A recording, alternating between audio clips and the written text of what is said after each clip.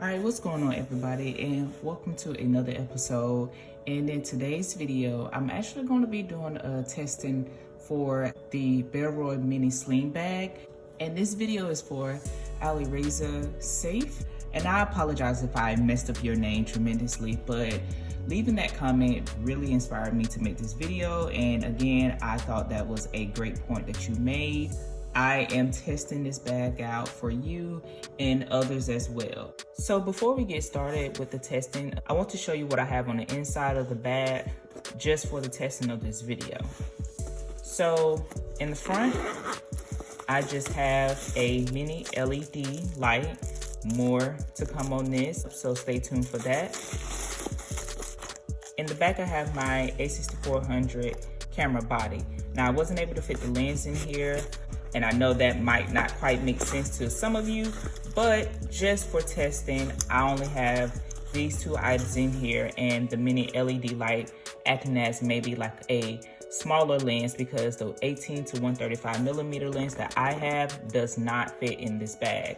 So let's go ahead and test out this magnetic clasp of this bag.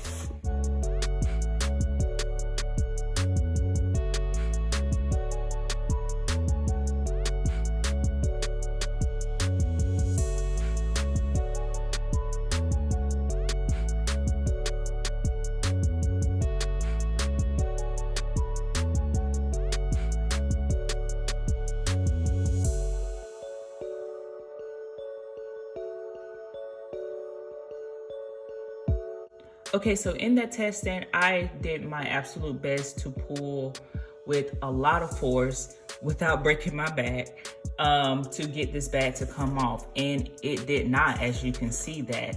After that rigorous testing, this bag with the magnetic clasp is undetachable under the circumstances that you've seen. So I'm very impressed with the testing of this, very confident in knowing that this bag cannot be grabbed off my body while walking around or just simply standing.